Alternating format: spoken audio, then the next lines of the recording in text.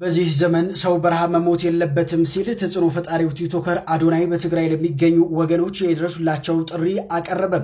በማህበራዊ ሚዲያ ተጽዕኖ ፈጣሪነቱና በበጎ ተግባሩ የሚታወቀው የዓመቱ ስኬታማ ቲክቶከር ወጣቱ አዶናይ በትግራይ ክልል በህጻጽ ከተማ በረሃብ ምክንያት ህይወታቸው ያለፉ ለሚገኝ እናቶች አባቶች ድምጽ በመሆን ብርቱ ጥሪውን አቅርቧል። አዶናይ በመልእክቱ ወገኖቻችን ባስከፊ ረሃብ እያለቁ እኛ ዝም ብለን ማየት የለብንም፣ በዚህ ዘመን ሰው በምግብ እጦት መሞት የለበትም ሲል በቁጭት ተናግሯል። ወጣቱ አክሎም ጉዳዩ በአካል ለመከታተልና ድጋፍ ለማስተባበር ወደ ስፍራው እንደሚጓዝም አስታውቋል። ማንኛውም ኢትዮጵያዊ የሆነ ሁሉ የዜግነት ድርሻው እንዲወጣና ከጎኑ እንዲቆም መንግስትና መንግስታዊ ያልሆኑ ትልቅ የረድኤት ድርጅቶች ጉዳዩ በትኩረት ተመልክተው እንዲተባበሩ ጥሪው አቅርቧል። ሰው በምግብ ረሃብ መሞት የለበትም፣ ምግብ እርቦት መሞት የለበትም። የማይሆን ነገር ነው። አሁን ባለንበት ዘመን፣ አሁን ባለንበት ደረጃ፣ አሁን ባለንበት ቴክኖሎጂ፣ አሁን ባለን ኔትወርክና ኮኔክሽን ማናባቱ ነው የሚሞተው። እንዴት አድርገውስ ተርቦ ይሞታሉ እኛ ሳናያቸው? ለምንድን የፈዘዝ ነው? እውነት ለመናገር ስለ ህጻጽ ሰምታችኋል ሁላችሁም ማለት ነው። ለዛም ነው አሁኑን ወደዚህ ኮሜንት ትገቡና ታላላቅ ካምፓኒዎች የምትሏቸው ታግ አድርጓቸው። እነሱ ካምፓኒዎች እፈልጋቸዋለሁ አሁን ማለት ነው። እነዚህ ሰዎች ማገዝ ይኖርብላል። ህጻጽ ላይ በጣም ብዙ ሰዎች እየሞቱ ነው ያሉት፣ በረሃብም እየተሰቃዩ ነው ያሉት። ማል ኒውትሪሽን አለ፣ ማርያም ሳፕሊመንት ይጎላቸዋል፣ መድኃኒት ይጎላቸዋል፣ ምግብ ይጎላቸዋል፣ የሚተኙበት ቦታ። እውነት እነዚህ ነገሮች በአንዴ ማሟላት የምንችልበት ጊዜ ላይ ነን ያለነው እንዴ። ስለዚህ ነርሶች ከኔ ጋር እንድትቆሙ ፈልጋለሁ፣ ዶክተሮች ከኔ ጋር እንድትቆሙ ፈልጋለሁ፣ ፋርማሲ ካላችሁ መድኃኒት እንድትሰጡ ፈልጋለሁ፣ የምግብ ፋብሪካዎች ካላችሁ ምግብ እንድትሰጡ ፈልጋለሁ። አንተ አካፍል፣ ሁላችንም እናካፍልና እናግዛቸው። ሰዎችም እፈልጋለሁ ሁላችንም አብረን ሄደን የኪችን እቃዎች ይዘን እንሂድ፣ ጄነሬተር ይዘን እንሂድ፣ መብራት እናብራዛው፣ ኪችን ይገጠም፣ ከዛ እዛው ሆነን እየሰራን ምግብ እየላክን ማለት ነው ይህ ነገር መለወጥ እንችላለን። እውነቴን ነው የምላችሁ። በምንም ተአምር እነዚህ ሰዎች መሞት የለባቸውም፣ ምክንያቱም ዘመኑ ተቀይሯል። በዚህ ዘመን ሰው የሚሞት ከሆነ በረሃብ that means ይህ ጭካኔ ብቻ ነው እንጂ እውነት ነው የምላችሁ እኛ ሳንሰማ ቀርተን አይደለም ልንገራችሁ። ስለዚህ እባካችሁ አሁኑኑ ህጻጽ ላይ የሞቱ ያሉ ሰዎች እንያቸው። በረሃብ እየተሰቃዩ ነው ያሉት፣ በጣም ነው የሚያሳዝኑት። አሁን እኔ ራሴ ወደዛ ልሄድ ነው። ወደዛ ሲሄድ ግን ብቻዬን አይደለም መሄድ የምፈልገው፣ ትራኮች ጭኜ ነው መሄድ የምፈልገው። አንዱ በምግብ፣ አንዱ በፋርማሲ እቃዎች፣ አንዱ ደግሞ የኪችን እቃዎች፣ የጄነሬተር ሰዎች ተሰባስበን አብረን ሆያልን እንሄዳለን ማለት ነው። ይህ ነው እንግዲህ ሰውነት አይደለ? ቲክቶክ ለዚህ ካልተጠቀምነው ታዲያ ለምኑ ተረፈን? ልንገራችሁ። ዝም ብዬ እኔ ዘፈን አብርቼ እንደዚህ ስል ቫይራል ከወጣው ጥቅሙ ምንድነው? ይሄ ሲሪየስሊ so please let's do it። እስኪ ኮሜንት ላይ ቻሌንጅ እንፍጠር። በጣም ብዙ ካምፓኒዎች ታግ እናርጋቸው። ይህ ቪዲዮ ደግሞ ሼር እናርግ፣ ለምናቀው ሰው ካለ ሼር እናርግና እናዳርሰው። ከዛ የነዚህ ሰዎች ህይወት እንቀይር እባካችሁ። ዘመኑ ተቀይሯል። ሰው መራብ የለበትም። ቻው።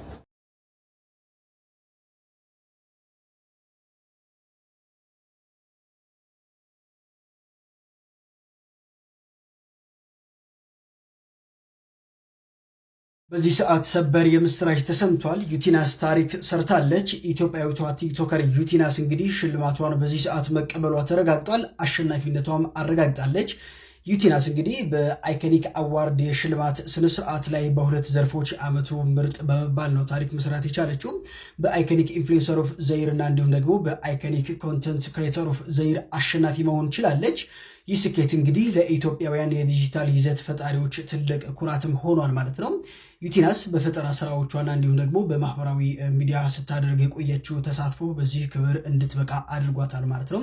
ዩቲናስ እንኳን ደስ ያለሽ መልእክቴ ነው። ለተጨማሪ ወቅታዊ አዲስ መረጃዎች የፕላስ ምልክቷን እየነካችሁ ፎሎ በማድረግ ቤተሰባችሁ አዘኑ።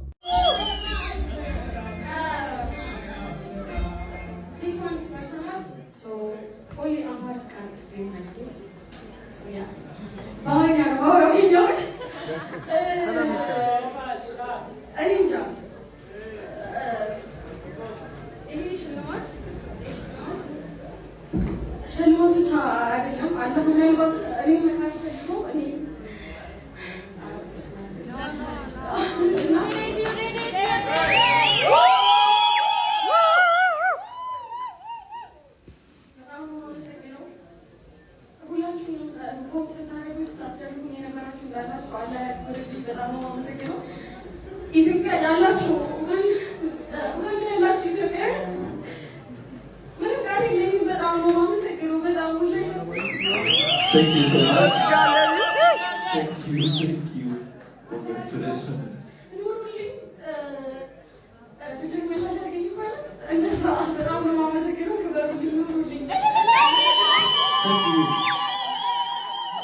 የአዶናይ የሙዚቃ ማውጣት እጅግ አሳፋሪ ተግባር ነው ሲሉ አድማጮች ገለጹ።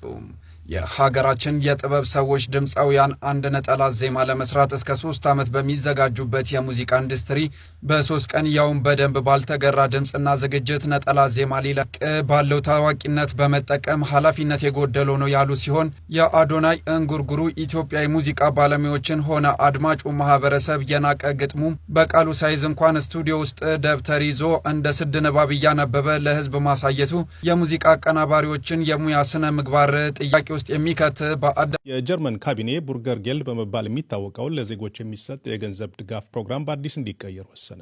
ካቢኔው ትናንት ባካሄደው ስብሰባው ነው እዚህ ውሳኔ ላይ የደረሰው። ይህ እቅድ ይፋ ከሆነበት አንስቶ መነጋገሪያ ሆኖ መቆየቱ ይታወሳል። በዚህ መሰረት ቡርገር ጌልድ በመባል የሚታወቀው የድጋፍ ፕሮግራሙ መጠሪያም ግሩንድ ዚሸሩንግ ወይም ቤዚክ ሴኩሪቲ በሚል እንዲቀየር ተብሏል። ቀድሞ እንደተገለጸውም የስራ ዕድልን በተመለከተ በተያዘላቸው ቀጠሮ የማይገኙ የዚህ ውሳኔ ዋና ሰለባዎች ናቸው። በተያዘላቸው ቀጠሮ ለሁለት ጊዜ ሳይገኙ የቀሩ ከሚሰጣቸው ክፍያ ላይ 30 በመቶ ይቀነስባቸዋል። ለሶስተኛ ጊዜ የቀሩ የሚሰጣቸው ክፍያ ሙሉ በሙሉ ይቋረጣል። ነገር ግን ቀጠሮ የቀሩ ግለሰቦች ምክንያታቸውን እንዲያስረዱ እድል ይሰጣቸዋል። እቅዱ ይፋ ከሆነ በኋላ መነጋገሪያ ሆኖ የቆየው ይህ የውሳኔ ሐሳብ በተለይ የማህበራዊ ዋስትና ፕሮግራም ማሻሻያን የተመለከተው ሪፎርሙ ነበር ብዙ ያከራከረው። የስራ አጥነት ክፍያ፣ የወሊድ ጊዜ ክፍያ፣ ለስደተኞች የሚሰጥ ክፍያ፣ ለአካል ጉዳተኞች የሚሰጥ ድጋፍ፣ ለጡረተኞች የሚሰጥ ድጋፍና ሌሎችንም ያቀፈ ነው ይህ ፕሮግራም እና ይህንን በማሻሻል ያለ ስራ የተቀመጡ ሰዎችን ማንቀሳቀስ ዋና ዓላማዬ ነው ብሏል መንግስት። ቢያንስ 100,000 ሰዎችን ወደ ስራ በማስገባት 1 ቢሊዮን ዩሮ መቆጠብ እንችላለን የመንግስት እቅድ ነው። በርካታ ሺዎችን በፍጥነት ወደ ስራ ገበያ ማስገባት፣ መስራት በማያስችል ሁኔታ ላይ የሚገኙትን ደግሞ ወደ ሙያ ስልጠናዎች መውሰድ በውሳኔው ተመልክቷል። በተለይ እድሜያቸው ከ30 ዓመት በታች ሆኖ ያለ ስራ የተቀመጡ ወጣቶች ትኩረት ተደርጎባቸዋል።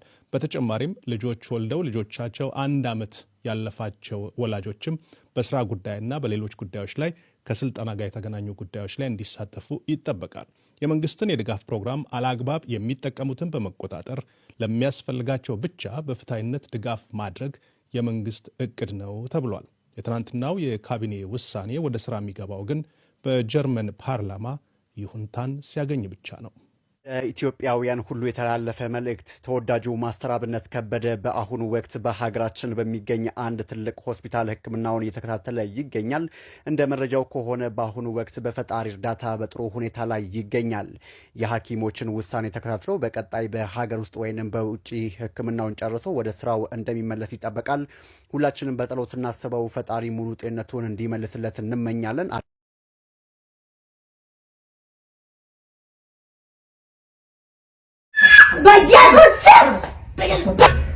Bitches getting shit and the ain't saying nothing. 100 magazine tell me nothing. I be in the top, be in the top. I be in the top, be in the top. Oh, oh, oh, oh.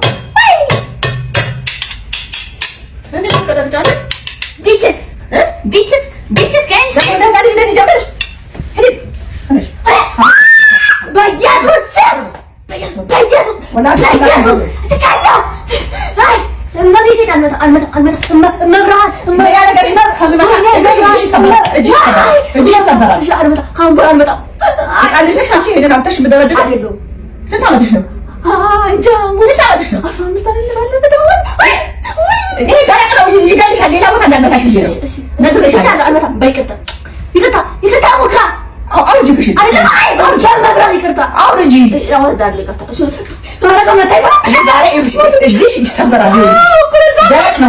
Mama